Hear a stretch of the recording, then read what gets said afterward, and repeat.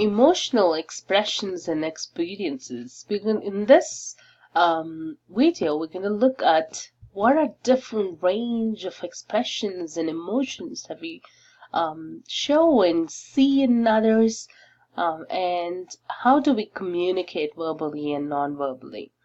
You know that children, infants are classic examples. You can see that emotions are not something that um, we tend to go to school to learn, right? Kids just who are born are able to show a range of emotions, joy, and you can name all these. You can see different expressions in their faces. There was an experiment that was done. I just have few notes here, but you can click on these two links and that should take you to experiment called still face experiment, and the other one was done that connects emotions and tries to understand how the child does read mother's emotions from the face and how the child makes decisions. So I would love for you to look at that. All right, when talking about emotions, I want you to tell me, what do you see in this picture? What emotion do you see? All right, write it down on a piece of paper or in the comments. Once you have that written, see if you have it right. Well, how do you know which is right, right? She is crying, but then I know some of you thought she may be happy. So why is that sadness and happiness sometimes makes us cry, right? But this is a picture from a soldier coming back home, so it's a happy one. But there are other instances. For example, you see this picture. What do you see? What emotion is displayed in this picture? You're right. This is sadness. Try another one. What do you see here? Anger, right?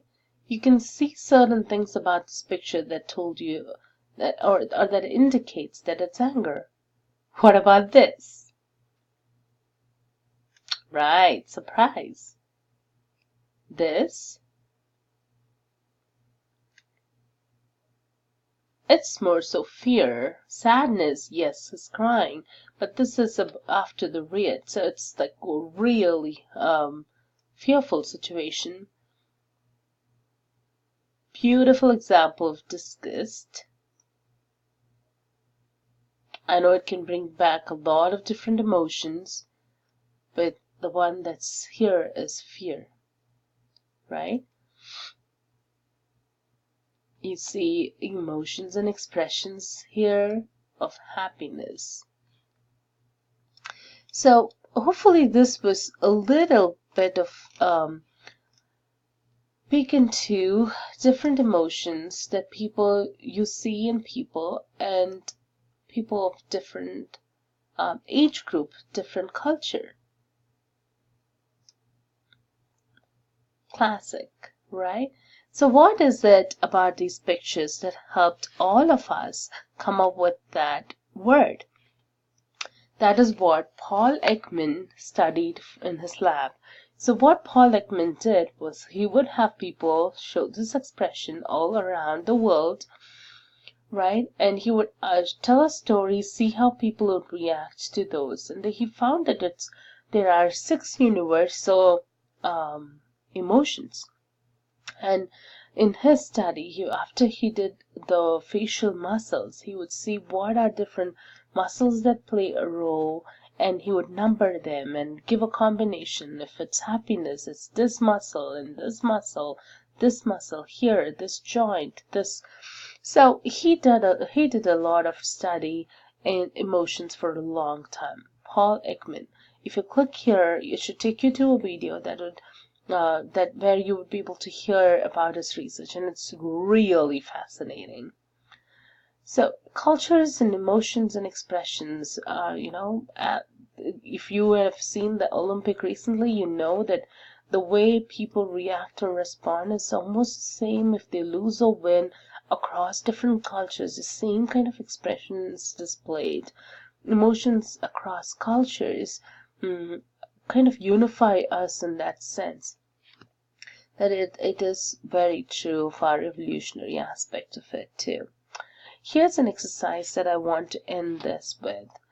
There is a hypothesis called facial feedback hypothesis, which says watch something that's funny. First, you have to switch something on, some show, some comic that is really funny, and have two of your friends ask one of your friend to do this, hold a pen, and somewhere in between like this, and the other friend to hold this way between the teeth, right? Ask them to watch it by holding it this way.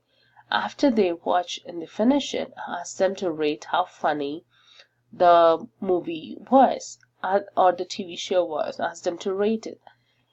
And this, according to facial feedback hypothesis, and the individual who has the pen this way, in the smiling, laughing position that kind of puts these muscles into work, finds the movie or the comic more funnier than the other person. Why don't we test that for ourselves?